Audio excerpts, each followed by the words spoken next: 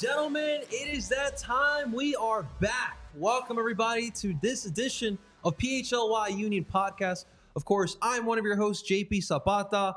Of course, as you guys can tell, Renee is not here. She's taking the much needed day off. She deserves it. So of course, today we are joined by special guest Evan Cohen. He is a writer of Philadelphia Soccer Now. So make sure you guys welcome Evan. Of course, behind our glass, we got our producer, Tyler Zulli. Welcome on in, everyone, here today. Evan, first off, welcome on in. Thank you for coming on in, man. How's it going? Thanks for having me. I'm doing great. Happy to be here. Zolo it up. Make it through the offseason. Dude, that is a tale for all of us Union fans, it feels like, man. But it is so good to have you in here, man. I love your work on Twitter. You always have some great takes, some funny tweets as well.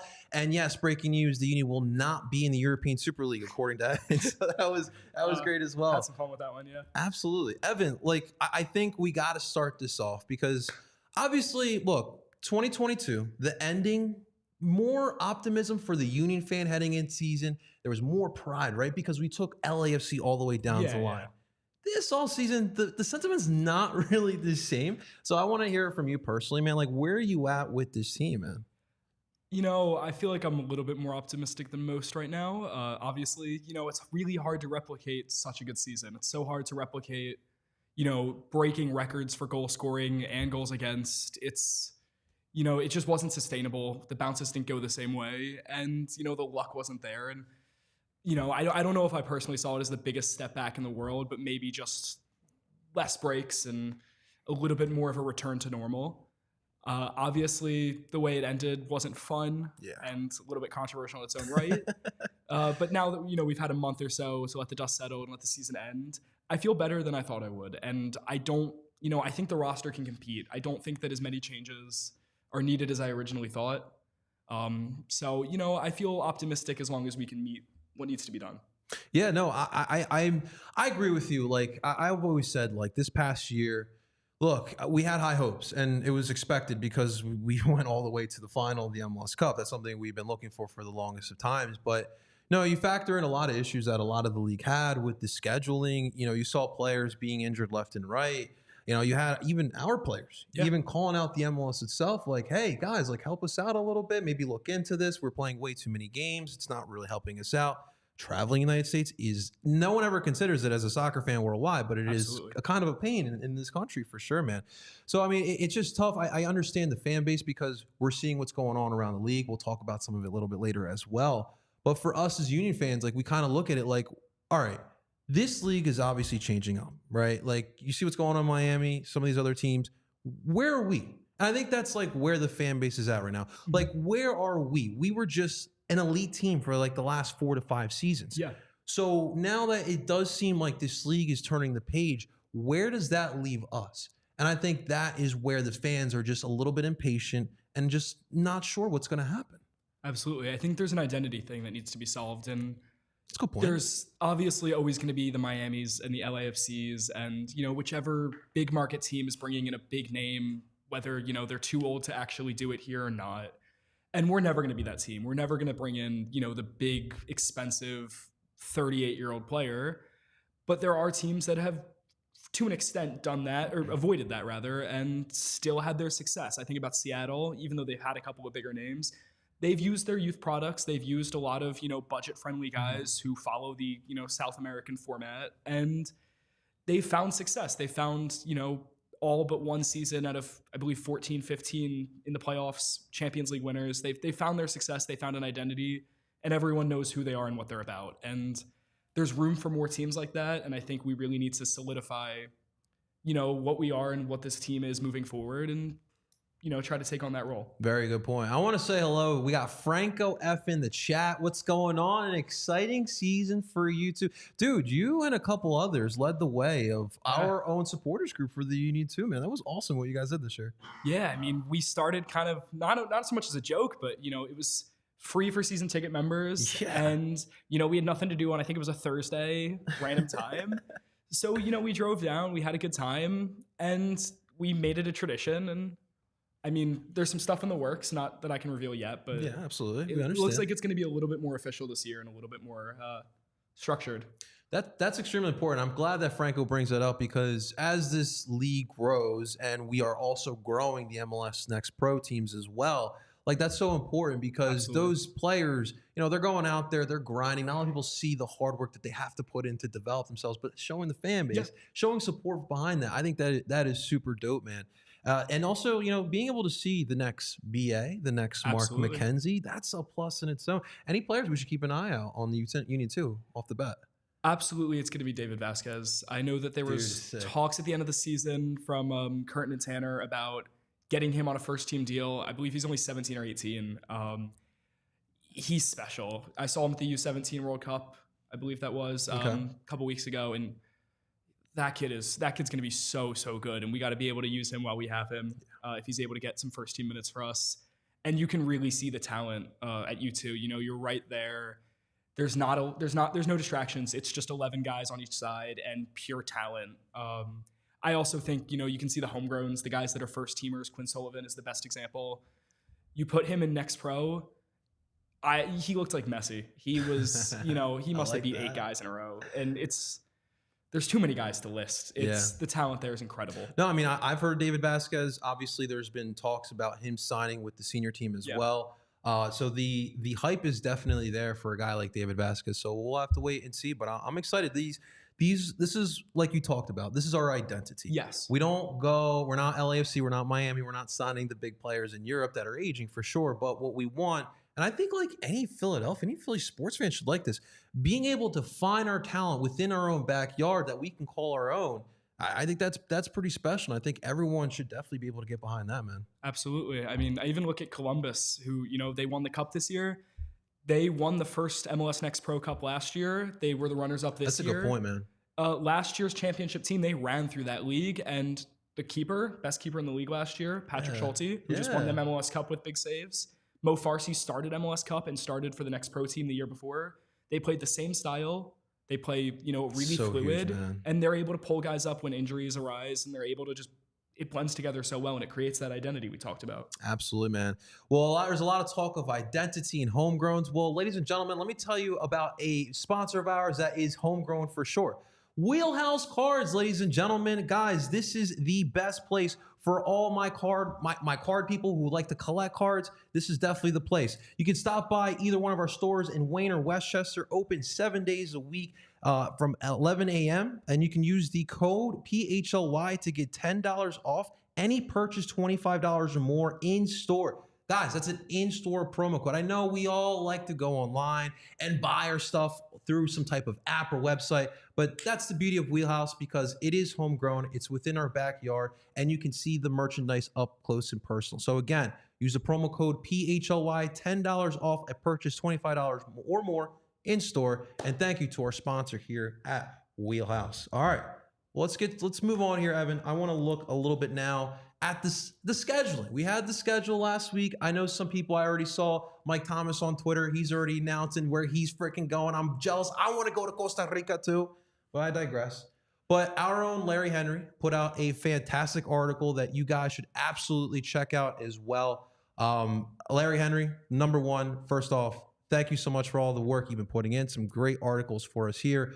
But in that article, guys, Larry gave us his 5 matchups that you should be circling right now on the calendar. And again, you guys can you guys can read this on PHLY Sports by Larry Henry.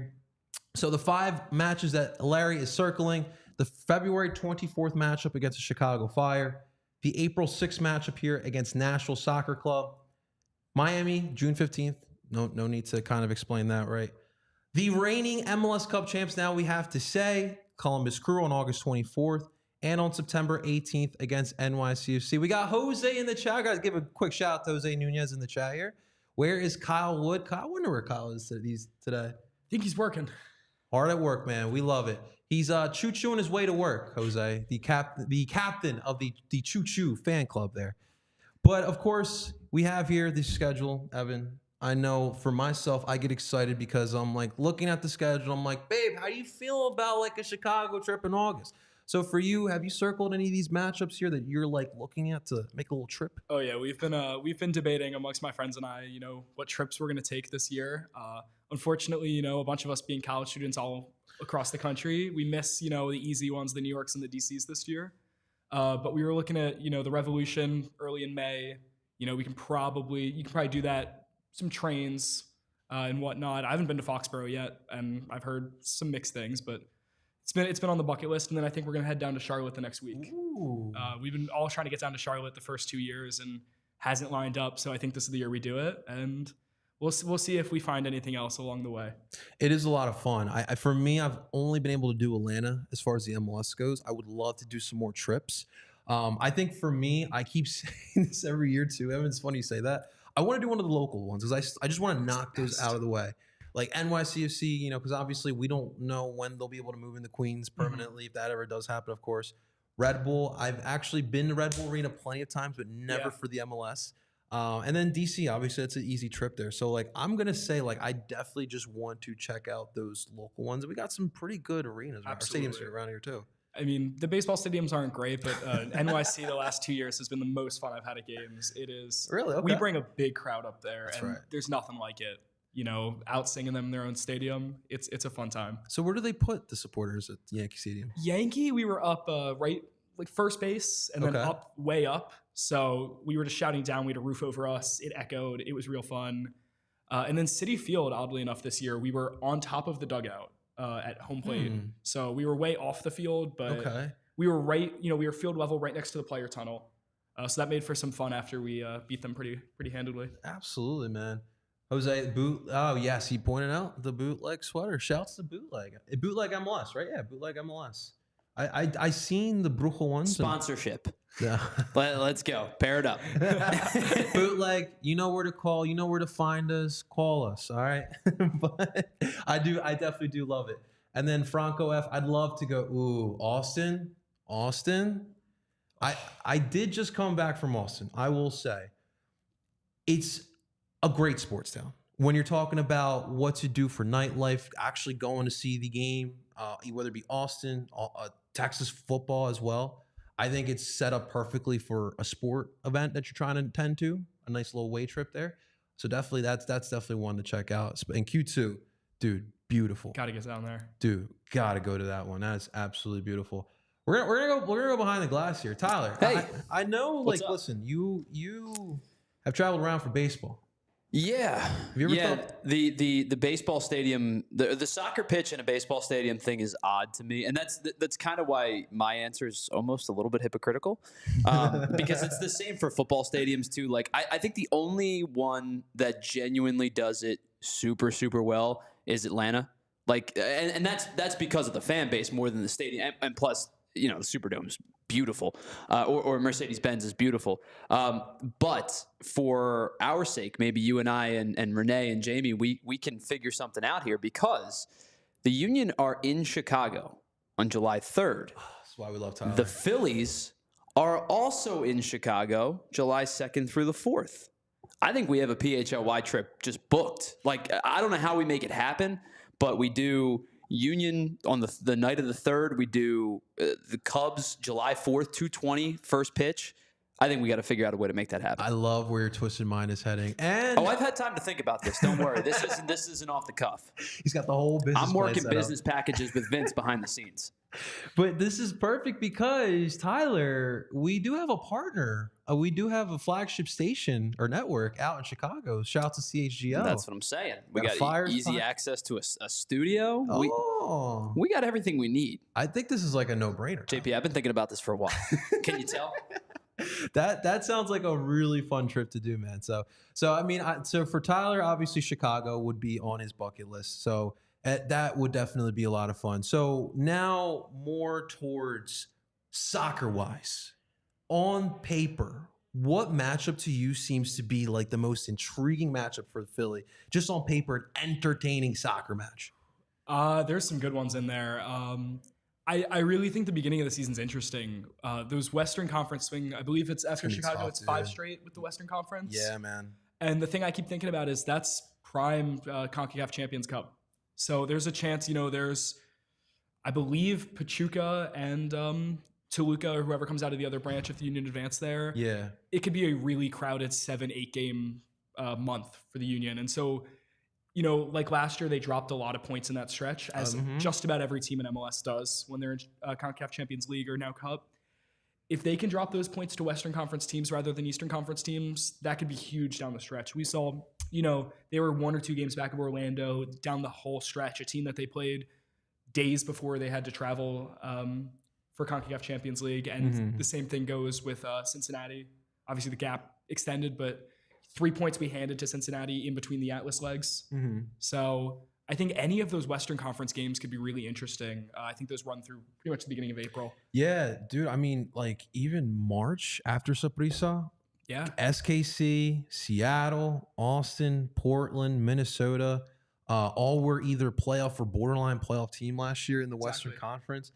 Dude, like we're talking about last year and the grueling schedule that was a 2023 season. And right off the bat, like we're looking at this and we're like, well, how the hell are we supposed to survive the early parts of this season? But like, I agree with you. Like, unfortunately, the matter is, and obviously we talked about US Open Cup. Looks like MLS teams, unfortunately, you're probably going to have to play in that as well. But prioritizing tournaments and competitions, it's going to be the tough part about this scheduling here.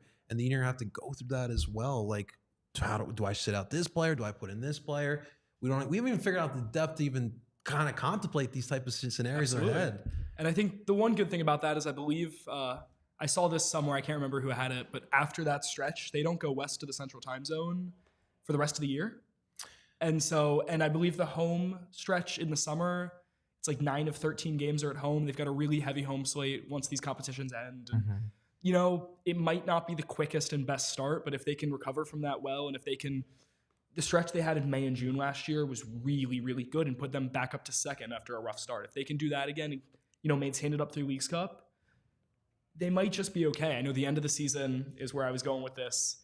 It's tough. It's Orlando, Columbus, Atlanta, and Cincinnati as the last 4 games of the season. That's tough. They're going to need a bit of a cushion before that. I agree. And it's funny, like looking back at last year, like you said, they did start off slow, but right before Leagues Cup, it did feel like they started putting it together. They go on their Leagues Cup run. We run into Messi Miami, and that kind of changed around the season a little bit. So we're going to keep an eye out and see how the Union kind of manages the scheduling this time around this year. Absolutely. I think the other thing to note with the schedule is I was looking at both Miami games. They play them home the 15th of June and they're away September 14th. The home game especially, I was looking at, it's the last game before Copa America, and it's the first game after the June international break when I believe most of the Copa America teams are playing their tune-up games. Yeah. I can't imagine a lot of these guys are going from international duty, getting ready for Copa America, coming back for the one game, and then going back. Yeah. I have to imagine, that's also the first game of the Euros. So you look at guys like Daniel Gazdag, who Hungary played the same day. If he gets the call-up that he deserves, he won't be there. You're looking at possibly 2 very shorthanded teams, despite all the stars. And the same thing in September. It's the first game after an international break, and you've got teams like Argentina that could be playing as little as 3 days before that game in a different continent. So there's a really, really solid chance, I think, that some of these huge names maybe aren't there on both sides. Yeah, and that's going to be the tricky part for all of these MLS teams, man. Yeah, Evan, do you got like a Google Calendar in them? Prepped a little bit. I need some of that. I like that. No, it's definitely something to keep in mind for. And so, I mean, assuming we have CONCACAF tournaments as well this summer as well. We'll see who does get called up here for this team, but no, it's definitely good points to bring up here, especially with those tournaments and these players that are going to be participating in that as well. All right, ladies and gentlemen, that segment right there was sponsored here by one of our new sponsors here in Rocket Money, ladies and gentlemen. Guys, have you ever wondered, what am I actually paying for? I know that sounds crazy and all, but you'd be surprised the amount of people who don't even realize they're paying for certain subscriptions. It's easy to do. You get Netflix, your partner gets Netflix, and a couple years down the line, you both have it and you didn't even realize it. Well, our new sponsor here, ladies and gentlemen, has you covered here. Rocket Money is a personal finance app that finds and cancels your unwanted subscriptions, monitors your spending, and helps lower your bills. Rocket Money has over 5 million users and has helped save its members an average of $720 a year with over 5 million in canceled subscriptions. Guys, these are wild numbers. So right now, guys, stop wasting your money on things you don't use. Cancel your unwanted subscriptions by using rocketmoney.com/PHLY. That's rocketmoney.com/PHLY. rocketmoney.com/PHLY to start right now on savings, guys. Come on. I'm sure Tyler's got some subscriptions over there he's trying to get rid of as well. I got way too many subscriptions. I got subscriptions for subscriptions. Dude, I had an issue with Fubo because I was getting it for Coleman Bowl qualifications because that was what we used to use as South Americans. And they were charging me for a year, and I didn't even know that. And so until I started actually diligently looking at my statements, and I was like, I need to cancel this. Man, you don't even have to do the work with Rocket Money. You just let it happen. That's it, man. I mean, you got to do a little bit of work. Just a little bit. As long as you can spell your name, I think you'll be pretty much okay. You'll be good. and if you're like Bill Matz over at our PHLY Flyers team, you don't like talking to customer service reps, well, Rocket Money. All right, guys. I absolutely love it. All right. Well, I want to look now because, Evan, it's the fun time, depending on who you are. It's the off-season time. We can do some speculations. Guys, if you want to, imagine a world where Griezmann plays for your team. You can do it. We could go on FIFA right now. We can act like what would it look like? So, look, I think for a lot of Union fans, I think it's, self-explanatory. Signings need to happen, right? Signings do need to happen. I think that the signings that we've had so far in the offseason is not going to suffice the Union fans, right? So what I want to start off by asking to you here, there's two things that I consistently see throughout the Unionverse. And that's number one, the re-signing of Kai and Ali. And number two, a big signing, a big money player signing, bigger than what we've done before. So what I want to ask from you, what's more likely to happen? Kai and Ali returning or the Unions dishing big dough on a player? I'm going to be honest, I don't see a world where they're really going to spend that kind of money on someone new, someone unproven, someone, even if the stats suggest that they're going to work in MLS, which there are plenty of trends to follow if you look across the league. We're not a team that takes those kind of risks, and especially with that kind of money involved to outbid some of these other teams. However, you look at the roster we've kept together for years and years and years, and we've managed more than any other team in this league to keep the core together. Obviously, things have been quite rocky with both of these players, and we should hopefully know very soon, but I think there's a much greater chance they're re-signing one, if not both, of Bedoya and Wagner. I know that the Bedoya talks, from what we were able to hear, turned around a bit. Yeah. From what little bit of information we did get, it didn't seem like he was asking for a ton. It didn't seem like he was asking for anything crazy unreasonable. He doesn't seem like he needs to be out there 90 minutes a game, and I think everyone can agree on that across the board. And I'm sure there's a solution in there. Obviously, the Wagner situation has been super up and down and hard to follow. And I truly have no idea if he's going to be here in a week from now or not. But I think there's a much greater chance of that than us going out and spending that kind of money on someone new. Yeah, I'll start off with the Ali and Kai thing. The Ali thing was weird to me, especially when those rumors came out. Yeah. Only because this is a guy, if you look at the Union success, and this is the most success we've ever had in club history, Ali's face, Jim's face, and Andre's faces are the three faces that I see in this success that we've had recently. So for them to not come into some type of agreement, which is clear that Ali wants to still wear the blue and gold. I don't know how we can't come up to an agreement. I agree. At this point of Ali's career, what he's here for is more of an emotional support. He's super smart out on the pitch, and you can clearly tell that when he's out there, he gets guys in position, and he's a very vocal leader, and that's super important. So I think Ali coming back, it just seems to me like a no-brainer, Evan. With Kai, it's obviously so much more complicated because of what happened during the playoffs. Obviously, we're not, especially a good portion of this fan base still is not overlooking what happened with Bobby Wood. And there are rumors, there are rumblings, Belgrade's looking at Kai Wagner. We got Athens looking at Kai Wagner as well. There's teams in Bundesliga and Serie A also looking at Kai Wagner. So, like, I'll be honest, I don't see how Kai comes back. And it's not even because of a second chance or any of that conversation. I just think that for Kai, who's have voiced that he wants to return back to Europe, he wants to go play at one of those bigger leagues. I think that with this opportunity now, with him being a free agent, I think more likely he goes over to Europe. Yeah, I definitely think that was always the likeliest option. And we've talked about this for 3 years now about how this window he's gone. The next window he's gone. Those Leeds rumors, man. He's been rumored to every Premier League team I can even name. And yet he still is always here. And I think the really interesting thing for me is it seemed done. It seemed like he was absolutely out of here the second this season ended. And since then, it's only worked its way back to more of a question, to more of something that might be 50-50.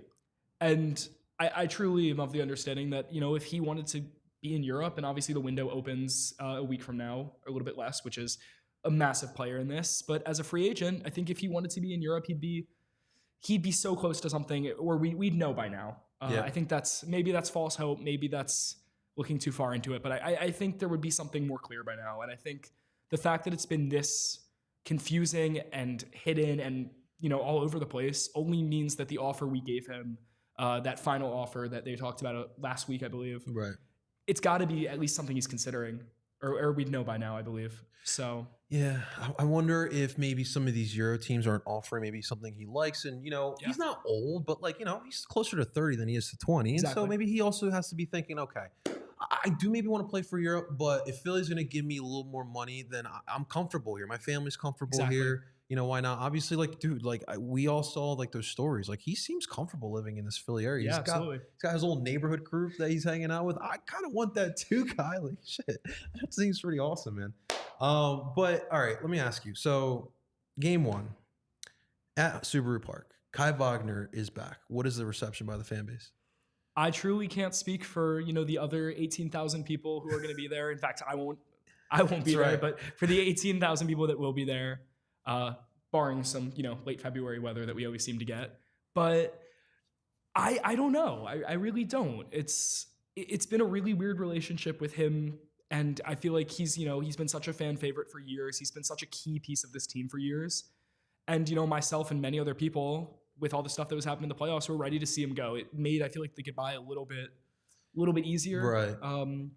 It was obviously bitter, but now, there's people who don't want to see him play for us again. There's people who would take him back for whatever amount of money he wants. And even some people who are willing to pay him, an absurd amount, more than I would ever consider, for the same production. So I think it's going to be really mixed. And I think we're going to have to see what happens over the next 2 months before we even have any idea.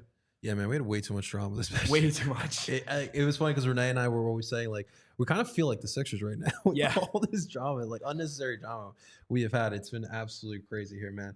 All right, so let's look at the other part about that. So the spending big money on a player.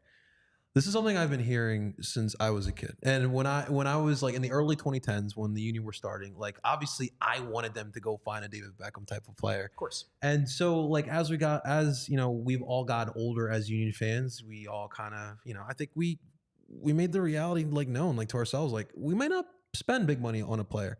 Obviously we had Marco Fabian, which was really fun. I remember that signing, I'm thinking we got our big player. This is Marco Fabian. People know him here. But in 2020, now we're heading in 24, the big player to me that I the model that I always look at, Evan, is that player who's in the bigger leagues, the Premier League, Serie A, Bundesliga, you name it. But Evan, there's so many players that are young on those big teams who do not get consistent minutes for their development. Absolutely. And just need a place to play.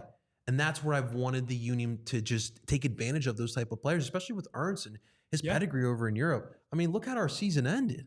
Mosqueto's that player. You make a great point. There's so many guys on great European teams who have great training and could absolutely tear up this league in any way, who are buried on the bench or, have a world-class player ahead of them, many of whom would love to, live in the United States, would love to, be in a city like this. And I'm sure there's plenty of guys that fit that profile. And then you look at the other side of it. I think the closest we've gotten is Carranza in terms of someone maybe using us as a stepping stone. And that was, untraditional, obviously, with him intending to use Miami and how we were able to navigate that. But, I think Garth Lagerwey, who's down in Atlanta running the show there, and was in Seattle for years. I talked about how they got these big names to create that identity. He was the one responsible for all that, and he talks about there's a mold. You got to find a guy who can do it in multiple places. He's been outside of their home country and has won games and facilitated and put up goals and assists if that's the kind of player they are, and has proven they can settle in somewhere. And that's when you spend the money, and that's how you get guys like Nico Ladero and guys who they might not be the flashy name like David Beckham or obviously Messi, but the guy that's going to win you a Champions League because he's going to be a captain. He's going to be someone who can just run the show for years. There's wanting the 1-year rental guy, and then there's wanting someone who can come in and be one of your stars for years and years. And that's, I think, how you really solidify yourself as a club that's constantly competing. And, I look at New York City, who had some great players, Alexander Callens, Sean Johnston even was there pretty much the whole time. And these really big top-level MLS talent who, as soon as they left, they sank down out of the playoffs. And you got to stay competitive if you really want to build this identity and keep the fan base happy.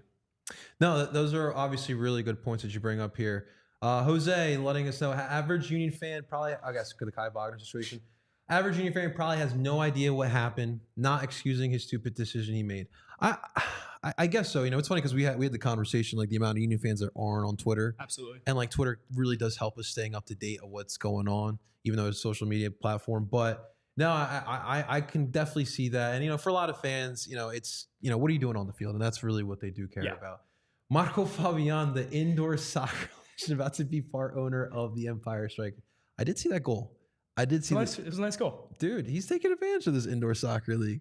Dude, there's some what was it? Like Jermaine Jones and Landon Donovan played on a team in San Diego, I think. Like it's some fun soccer. There's been some names. I think JP Delacamera has some ownership in there, if I'm not mistaken. I guess bring back the kicks while we're at it. Too. Let's get some Philly indoor soccer going. We're already going to Union 2 games. I got plenty of time clearly. So bring back the kicks, right, Tom? Yeah, sure. Why not? It's just another team to facilitate in the city. The PHLY Kicks podcast, dude. You never heard of it? I'd be the host, producer, owner, operator. Yeah, I know it all, right? If you guys don't mind, the one thing I wanted to bring up with the Ali Bedoya point that you were talking about. Alejandro Bedoya is a better man than I. Because, and maybe like you guys were talking about, comfortability plays a factor, family plays a factor. But the way that this whole thing has transpired has been downright disrespectful to your captain. I mean, this is downright disrespectful to any player, but the guy that has been your captain for, a multitude of years is going to be either player 2 or player 3 to go up in your ring of honor, because it's him and Andre Blake are probably the next 2 to go alongside Seba. If I were him, this would be a large middle finger to the Union ownership at this point, because it felt like he got a large middle finger to him. And I know you guys talked about it. It's kind of cleared the air a little bit. Contractual conversations have been better as of late. But quite frankly, like if there was an offer that was as good or better, this may just be like a double finger salute to the Union at this point, if I were Bedoya. And that's why I say he's a better man than me. Yeah, I mean, I completely agree with you, man. It's such a weird thing. Like, I compare it to, I think the closest for Philly sports fans recently would be B-Dog back in 2009. I guess like that time was a little bit different for me because I just remember seeing the notification or whatever it was back then that Dawkins is a member of the Denver Broncos. And I'm just like pissed off. I'm like, how do you not keep him around? But you don't think about logistics. You don't think about the money that these guys have to make, especially the NFL. Even if it was 2009, you're talking about a lot more money than what MLS players are making. But no, like there has to be like a sense of like respect. Like you're talking about club legends, franchise legends, whatever it may be. Business happens and you may not be able to retain these players, but there has to be a certain level of respect. You, like if the rumor is true about the 20-second conversation, which obviously is all speculation at this point, that's just super disrespectful. And that's something you just don't do to your captain at all. It was just a weird situation. Well, and like you guys said too, like if Bedoya came to them and said, I want 3 years at fill in the blanks, multi-6 figure or multi-7 figures, then the Union go, all right, dude, you're out of your mind. Like you understand our model, you understand our concept, and quite frankly, you understand your monetary value on this team at this point. But if the conversation was, relatively fair amounts of money and relatively, again, because I think that he's playing a fraction of the minutes that he was a couple seasons ago. But JP, you guys talked about it a couple weeks ago. 51 games they played last year. I don't care if the guy can only run for 30 minutes now. At this point, having an established veteran who can run for 25 or 30 minutes when you're playing 51 games over the course of 38 weeks or whatever it comes out to be, I think it's significant. And I think a lot of the sentiment that a lot of Union fans have too, and why they want him back, is I think a lot of Union fans envision him doing the Roy Kent, right? Becoming the player manager, eventually becoming a manager within our system. Obviously, the man knows how to lead because you watch it in the 90 minutes every match. The guys respond to him on the pitch, and Jim alludes it all the time. Allie's his coach on the field. Yeah. And that's been so crucial of our success as well, being able to have that voice, have that mind out in the pitch. He's so important. And if that does come to be, he becomes a manager down the line within our system, I think that is a plus. But obviously, Allie needs to do what's best for him and his family, and that is what's going to be the tricky part here. Yeah, I mean, we talk about identity over and over about how you want to have an identity and how you need to be consistent. And Allie's the Union, man. That starts with someone like that. You know, you have got Jim Curtin. You've got someone who, you know, bleeds blue and gold and has, you know, embodied this team for a decade. And someone that, you know, the players want to go out and play for and the guys want to fight for. And when you're playing, 50, 60 games in, you know, the worst travel conditions probably in the world for this sport, you've got to have guys who want to play 90 hard minutes for you every single game, every single week even. And if Bedoya can be that guy on the field, you've seen these pep talks he gives before the game in the locker room. I'm going to run through a wall. I would run through a wall for this guy. You know, if you can have that kind of guy, obviously, I mean, Andre Blake, who would probably take the armband full time if Ali Bedoya were to walk. For sure. Still, you know, an absolute leader and a legend, but you don't pass up a guy like this, even if it's, as long as he's willing to take, you know, a bit of a cut on, you know, obviously the minutes. And I'm not sure what the financial situation is, but I can't imagine he's asking for anything crazy. You got to make it work. Something has to give, man. Like, I mean, even like he comes back in 2024, I'm not envisioning like a starter. I'm envisioning a rotational piece. Yeah. And the thing is, like, one of the issues that we haven't really talked about, the issues with 23, dude, our bench was pretty thin. Absolutely. And I guess my next question is, should Ernst kind of steer away from that MLS market? It didn't really pan out too well. Obviously, Lowe was solid this year. But, like, how should Ernst handle the MLS market? I'm not quite sure, honestly, because it's so player by player. And it's true. I mean, that's the issue with the bargain bin, is it's awesome when you get a guy like Carranza for, you know, a couple $100,000 of, you know, whatever Garber money we're using. Thank you, Miami, by the way. Day. But, you know, it's that in a draft pick when you're getting Carranza on a negligible amount of money and you're probably going to take in, $10 million from that? That's the hope, at least.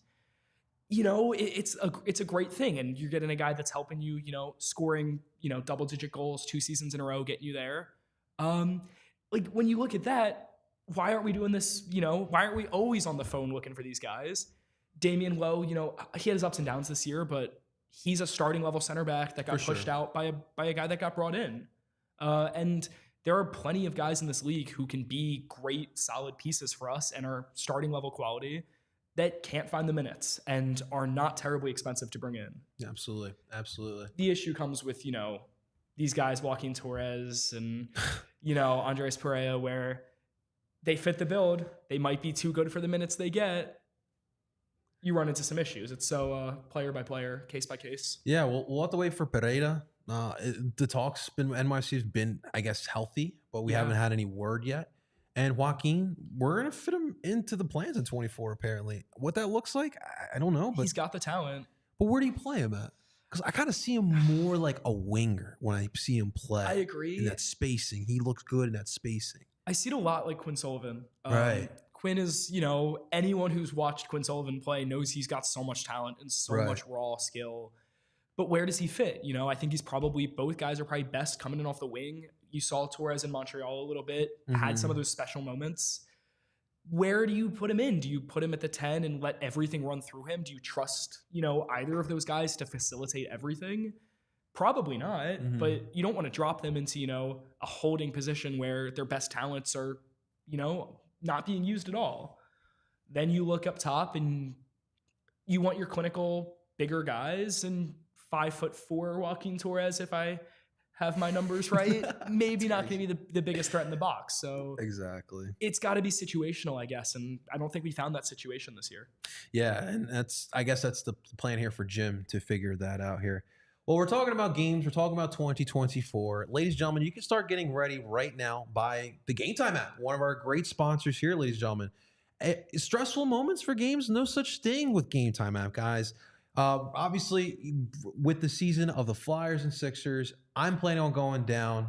I want to get the best deal. So what I'm going to do, I'm going to go down, maybe chill at Xfinity for a little bit right before the game, 30 minutes beforehand. I'm going to go right into the free app that is Game Time app, check out the deals, and I'm going to snag my ticket. And you guys can do the same thing as well. Stress-free app here for buying not only tickets for sporting events, concerts, all different types of events. Make sure you guys check it out. Right now, with our promo code PHLY, you can get $20 off your first purchase, ladies and gentlemen. That is right. PHLY is the code, $20 off for your first purchase. So, ladies and gentlemen, check out our friends over at the Game Time app and make sure you guys use the promo code PHLY. All right. Jose says, Marco Fabian had 2 goals and an assist. So, this league has been, I guess because TikTok now knows my soccer love, so this league has been popping up on my FYP all the time. And so I'm watching Marco Fabian's goals. I'm watching all these crazy goals, but indoor soccer is pretty dope. I love it, Jose. The kicks at the 76ers place. If we do get that at the wherever that is, 76ers place will happen. Where, that's still up in the air, but that should be fun. Wouldn't be surprised if the announcement of Bedoya leaving drops on Friday evening, a la US Open Cup. Oh my God.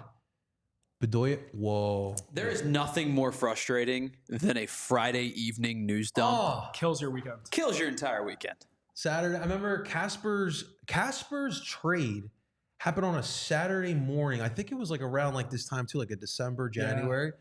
And I'm ready to do fun things with my then girlfriend, now fiance. And I'm like, babe, I gotta record. Casper just got traded to Chicago. So I agree with you. Timing is everything, MLS. Please. Bedoya to Red Bulls a la Burke. I don't even know what to say about that. I'd lose some faith in the sport. What would that'd be like Jeff Carter to the Penguins? Nah, because Ali is way more important. Dude, we've never had that. Imagine Bedoya going to the Red Bulls. We'd be losing it. Imagining it hurts. Moby, Cohen and I spoke this. Difficult business decision, especially when the union ownership. Yeah, man.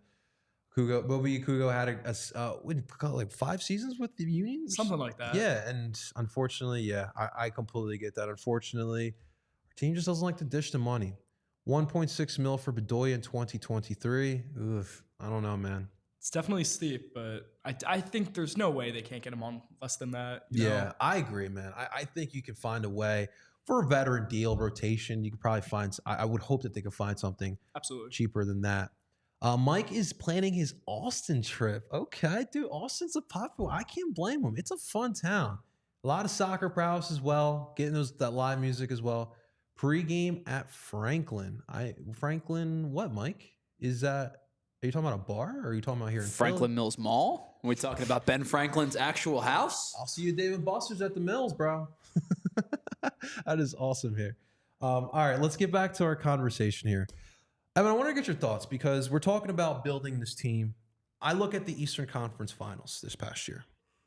I think those are 2 blueprints that we're not too far away from. And I think that those are 2 blueprints that are attainable. I look at Columbus and I look at Cincinnati. They found identity. They found structure. 2 good managers. Obviously, we saw what Wilfred Nancy did in his first year. Yeah. Everything is kind of unionish. But again, Cucho Hernandez, Jason Mosquera, Alvaro Barrial, these type of players. These are the type of players that you do need.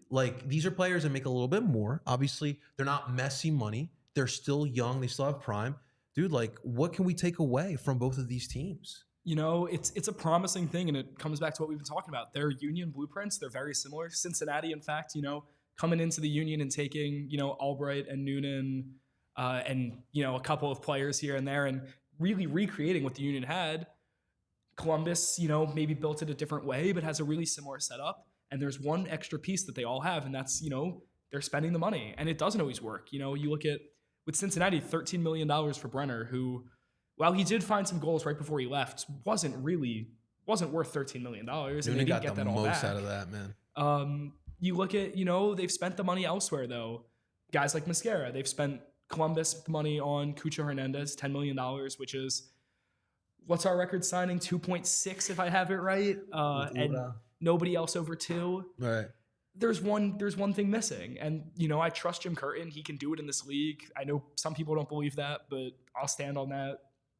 Really, I'll really stand on the fact that our front office and our coaching staff, they're at the level. The roster is pretty much at the level. There's one thing missing, and that is, you know, taking those swings. You know, we got $20 million combined from Aronson and McKenzie. We've seen less than 5 of that reinvested. Obviously, it's not that cut and dry, but still, right. There's money to be spent, and you're going to look at the Carranza money that's going to come in and be a lot. There's one thing missing, and they have to be able to take that swing. Yeah, I agree with you. I mean, I think like the thing is with both of these teams, like I said, like the Union have good coaching, good starting talent as well. Obviously, they're not spending the money that these teams are, but like they have things in place. But I think one of the big differences, again, I go back to the depth. When Columbus can bring out Christian Ramirez in the second half, when Cincinnati can bring out our old friend Sergio Santos, which we know in the second half for 30 minutes, pray for your center backs. So like those are things that like we really just need, and that's really, I feel like we're only a bench away from being back in the Eastern Conference Finals. I think so too. I mean, we were almost there this year. We were, you know, a very questionable decision away from, you know, as much as that drove us all crazy for a couple of weeks, we were in that game, and we hung in that game against easily the best team in the league. You know, we were one, I think maybe after decision day, that game that didn't really end up mattering. Right. 2 games out of second place, which would have been a whole different route and would have given us that second round at home. That would have been huge, man. You know, I talked about even way back, you know, Orlando. We lost to Orlando with 7 guys out in the international break in between CCL weeks. You know, it was a game that, you know, I don't think anyone in the world could tell you who was on that field that day for both teams. It was just sloppy and, you know, forgotten. And those are 3 points that, you know, could have had a second place going into the final week. Absolutely. So, you know, obviously, like Jose's saying, Columbus, I don't like our chances against Columbus if that was for sure the alternative. But, you know, it's not like this was a drastic, like horrible year for the Union. They were really, you know, one unfortunate decision out of in 3rd straight Eastern Conference Final. Not many teams in this league have, you know, kept that level 3 straight years in the conference final. And Evan, this is why like this offseason and this year is so important, because like it feels like, I'm not saying it is, but it feels like we're almost at these crossroads where we can continue on the trajectory that we were at, or we can head back into the other way. Absolutely. And so it's so important that Ernst and company get this offseason correct. It's so important that this season we get back on track and getting past the second round, getting back to Eastern Conference Finals, hopefully the MLS Cup final. Okay. Mike, I completely forgot. So yeah, Franklin Barbecue is one of the tops. If you're going to Austin, it's one of the top spots for barbecue. However, it's like, from my understanding, I'm not an Austin guy, but from my understanding, Franklin's Barbecue is like going to Geno's or Pat's Cheesesteaks if you're looking for cheesesteaks. I went to an Old Town, I think it was called Old Town Mills. It was a little bit later, but that was solid barbecue. I even tried Egyptian barbecue, which was really good. That one was a little bit in the outskirts. It's at an Austin FC brewery. It's where they have like games, or they show the games live there, and they always support Austin FC. But that is really dope. But yes, I would agree with you, Jose. If we would have met Columbus, especially in Columbus, where notoriously we haven't played them in the playoffs, but we don't play well in Columbus. It's just always tough, especially now at their new stadium. Also, can't forget the breakthrough in MLS. Zelarayan to Saudi, big deal, huge deal. Yeah, big deal for the league in their involvement in the Saudi project. Yeah, I mean, I'm not crazy about the Saudi project out there, but I mean, they didn't make that crazy money for Zelarayan, I thought. No, I believe it was only, I want to say $6 million. Maybe as high as 8 or 9, but it wasn't, you know, it wasn't what they could have gotten from him last year or the year before from Europe. Definitely big deal still, for sure, Jose. I mean, Zelarayan's not playing with Ronaldo, Sadio Mane, like Benzema. It's crazy to think for a guy that they wouldn't let go of, even when the offers were there. He has a European passport. European teams wanted him. That's wild. You know, there were plenty of chances for him to go, and that paved the way for Diego Rossi. That was always what their plan was. So huge move for Columbus. Once again, you know, going to a guy that can clearly do it in MLS, can clearly do it at this level, and, you know, paying the money. That's more money than we would have spent on a guy. So there's one thing missing. Yeah, absolutely. Evan, I want to ask you, so with the offseason, we're kind of in the middle of it. We still have some time. What's the one thing you need to see from the Union to do before the offseason ends? Yeah, like I've talked about, I mean, in a perfect world, they're spending lots of money, but that's going to come entirely down to if Carranza leaves, how much he leaves for, when he goes. So, you know, I'm not trying to get my hopes up for something that could be, you know, derailed to something out of our control. I think the big thing is I want to see a commitment from the front office. I want to see what we thought this front office was up until, you know, maybe the last couple of months, part of like a really big part of this team. And I want to see that they want to at least make an effort to keep, you know, our legends here, or, you know, they want to make an effort to bolster the squad in the ways we need to. And it's just felt for the first time that I can think of back 5-6 years that, you know, not everyone within the club, especially in these big positions, is super involved and, you know, wants us to be as successful as we can be. And that, you know, that's a strange feeling. And that's something I really would like to see fixed. And, you know, in a perfect world, like I said, that's going out, probably replacing Julian Carranza with someone that can, you know, might be a little bit expensive, but can prove it. Okay. I agree. No, I completely agree with you. The commitment thing is so important because I remember in 2019, before that season started, there was that same conversation. Where are we at? Like, how committed are you? Are we just trying to be like that borderline mediocre, you know, Sixers in the 2010s type of team? Yeah. Like, we're just trying to make the playoffs and that's it? And then Marco Fabian got signed. And I think like there was like a sense of the fan base, like, okay, so maybe they are serious. Like they're spending money on Marco Fabian. We all know that player. So I agree with you. I think we're back kind of into that, like the commitment thing. Like, okay, we've been in Eastern Conference Finals 2 straight years. We've been in the MLS Cup Finals. Like, but what else? What else are we trying to do? We have one trophy for all, or sorry, I guess you can consider 2 trophies for these last 5 years, which is cool and all, but there's still no MLS Cup in there. There's still no Champions League. We still don't have a US Open Cup despite all the finals that we played in as well. So like, I think that is so important.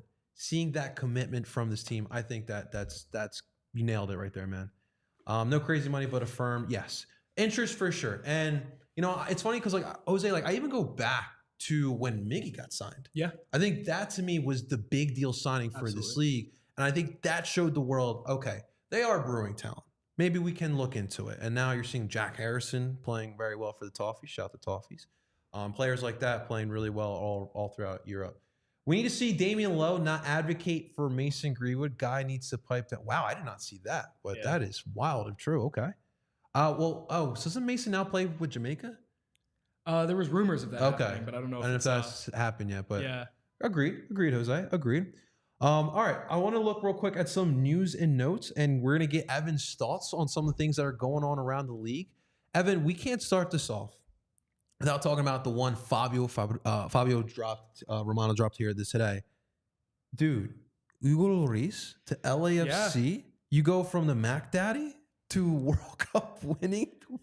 Yeah. Dude, like that is absolutely wild if true here. Mm-hmm. Well, let me see if Romano's tweeting it out. You know, it's not Chris Donovan, but, you know, I'm sure he'll too. You know, it's obviously it's not official, but it seems like it's close. And I'm going to be honest, I like the move for them. Obviously, you know, it fits this build of, you know, older guys coming who are definitely past their prime. Goalkeeper's a little bit different, of course, but, you know, bringing in a name more for the jersey sales, less for the play on the field.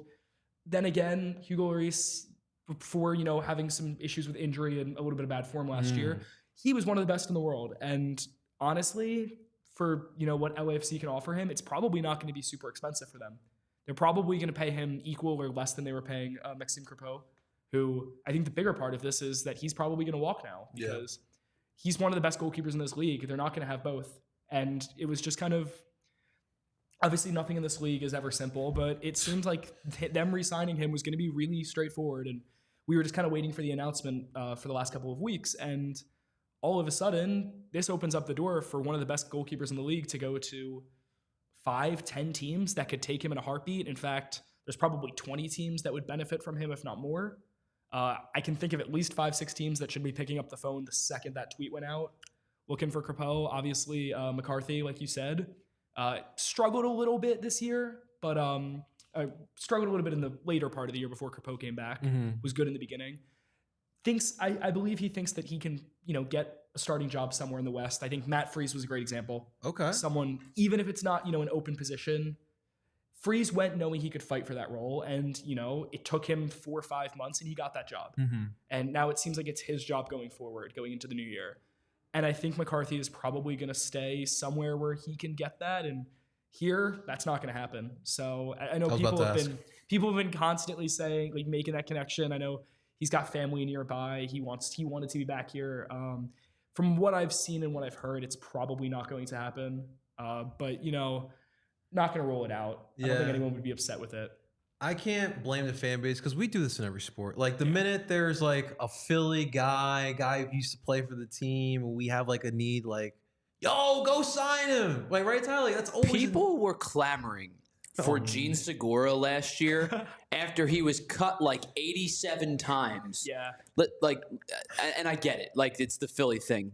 And I think the uncertainty of now your backup position probably goes to Holden Trent, who was, and they don't use draft picks. So they drafted this kid. Yeah. I don't think a majority of the fan base knows anything about him. And I don't think, quite frankly, any of us know a whole lot about him because we've not seen him in game action. So I think that in this particular instance, you have the melting pot of McCarthy's a homegrown, or not a homegrown, but a hometown guy. And also, what is Holden Trent? Who is Holden Trent? We don't know what the kind of goalkeeper he is. And if Andre's going to be missing time with Jamaica like we expect him to have happen, I think that there has to be some semblance of a fallback plan. And I don't know if anybody's ready to trust Trent yet because they've not seen him. Andre Blake is going to miss time. We know that this year. Copa America is right in the middle of June with, there's quite a few games. I don't have the numbers in front of me. It's 5-6 games he'll miss. A lot like last year with the Gold Cup. There's other, situations. We saw him get hurt last year, and as much as Joe Bendig was a great human being to speak to, off the field, he cost us quite a few points, I would say. Maybe people were a little harsher on him than they should have been, but he cost us some points, plain and simple. And I think it was actually Jose who was reporting that Tanner said, we're going to bring in someone. Yeah. There's a solution, and it should be soon. So obviously Trent isn't who they think can fill that gap now. Trent, everyone who's seen him says that there's talent and that he's a good goalkeeper, but there's going to be someone in the middle. There's going to be someone behind Blake and in front of him, and it seems almost certain that someone will, come in and take that spot. And who it is, we don't know yet, but I trust Ernst Tanner. I trust his scouting. I trust, there's plenty of good goalkeepers that have come up through this club, through the academy. Multiple starters in this league have, come through the Union system. Yeah. I trust our ability, and I think the other big thing, some of the Union 2 stuff, Andrew Rick, he's incredible. He is really good for his age. He is. I think he's the future at the goalkeeper position for us in a couple of years, but he's nowhere near ready to be getting first team minutes. No, it is an interesting topic because you're talking about, it's like, how do you compare this? This is like talking like the backup to like Pat Mahomes or something. This is the best at this position here in this league. So, I was actually real quick just looking because I thought Thomas Romero was a free agent here, but I think he is actually still Cherry Hill zone here. But to that position, it's so important because, like you guys said, Andre Blake, not sure if he's going to play. With McCarthy, why wouldn't McCarthy bet on himself? Like he definitely should. But if you're coming here, you know what the deal is. Yeah. You're here to back up Andre. You may play some time in the summer because of Andre's call-ups here, and that's really it. I think what the Union will and should be looking at is going back to, if you guys remember when we had Carlos Coronel here, although it was a loan deal, but that was a guy who just couldn't get minutes at Salzburg, comes here, and he had some significant starts in 2019 with the Union, and so obviously he's been in the league ever since he came back from Salzburg. Made one of the best saves I've ever seen in person.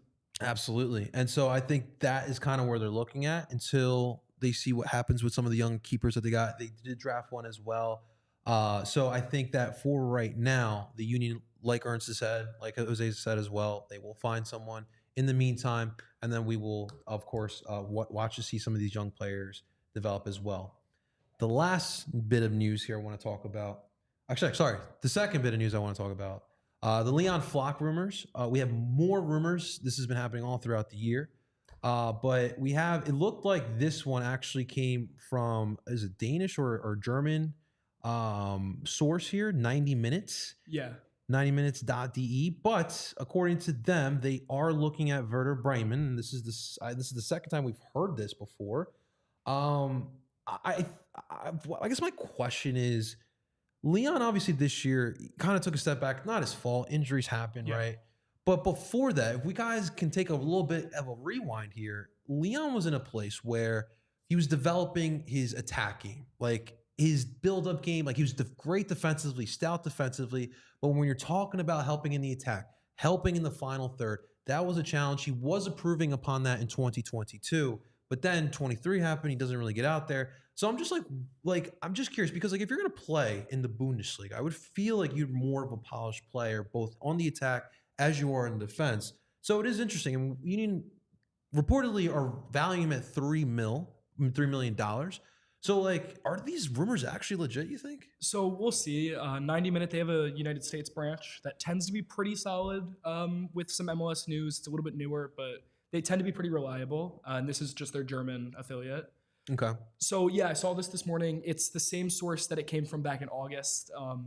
And I looked into it, Google Translate and all that, since it's all in German. And from what I gathered, nothing has been concrete. The two clubs haven't actually spoken officially yet, but it's the same interest. And with the Bundesliga, you get a lot of, that's a lot of games really close together. It's a very physical league, very fast-paced league. So you need guys that are versatile.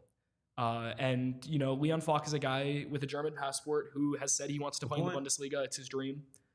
And he's a great value guy who can play 3-4 positions, and he's left-footed, which a lot of teams look for, and that can help increase his value in certain situations. They were saying $3 million or 3 million euros, which is a little over $3 million, and he's valued at 4 transfer market. Obviously, everyone has a different value on a player. Except Toronto runs that a little different. Yeah, exactly. But if we got $3.5 million for Leon Flock, he gets to go to the place he's wanted to play his whole life and, continue to develop a team, get something they need. I don't see any losers in this situation. I don't doubt that at all. It's interesting because Werder, after getting relegated, then get promoted, they're playing great this year. They've been throughout the top 10 of the Bundesliga. So it is interesting. It is interesting if Leon Flock, if these rumors do come to fruition here. I hope nothing but the best for Leon. Obviously, this year truly sucked for him going through those injuries. He has been improving, and that's the important part. And we'll see if that does come to fruition over the German team. But last bit of tidbits.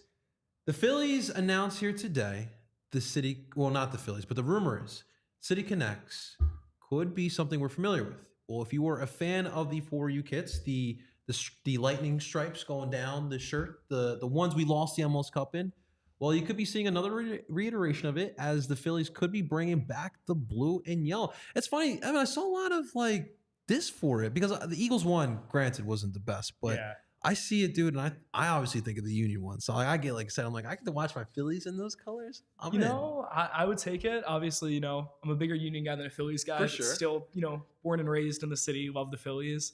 They got the powder blues. I don't know how you work in a light blue and yellow, but those colors can work. We've seen it firsthand. So for sure, all the way to the MLS Cup. We gotta ask our producer Tyler here about this because obviously he's passionate about all three of these. You're not a fan of these. So I took a lot of flack earlier in the year when I was in for you with Renee. Okay. The 4U jerseys they're not for me. Okay. The 4Us are not for me. I know that sounds so cheesy, and I'm sorry for that. But I made mention I think the apparel looks great. I think the fans in the stands wearing the jerseys look great. On the pitch, I like the home blues a little bit better. I feel you. And I think it probably maybe it stems from the fact that that 07 Eagles jersey was one of the worst jerseys to ever exist. And the flag colors are cool and all, but I'm sorry. It's just whatever the Phillies put out here is, if it's going to be based on that flag scheme, it's probably a miss for me. All right. Well, we'll have to wait and see. Should be fun, but it was fun here, Evan. I really appreciate you coming here, man. Let the people know where they can find your work, you on Twitter, all that good stuff. Absolutely. I'm on Twitter at @SOB_Evan. I do my best to balance, having a good time and being a fan with trying to get the information and the stats that I find interesting out. And then my work, as well as the work of many others, is at Philadelphia Soccer Now. Absolutely. We love Philadelphia Soccer Now. We love Evan's work as well. Guys, make sure you guys are following, checking out his work. Big thank you to Evan. Big thank you to Tyler Zulli behind the glass here today, helping us out. Guys, big shout out to Renee. Make sure you guys spam her comment section on Twitter, telling her we love you, we miss you. Guys, that's going to do it for this edition of PHLY Union Podcast. I'm JP Zapata. We're telling you guys to enjoy the rest of your weekend and Happy New Year. We'll see you in 24, guys. We all silly like the mayor.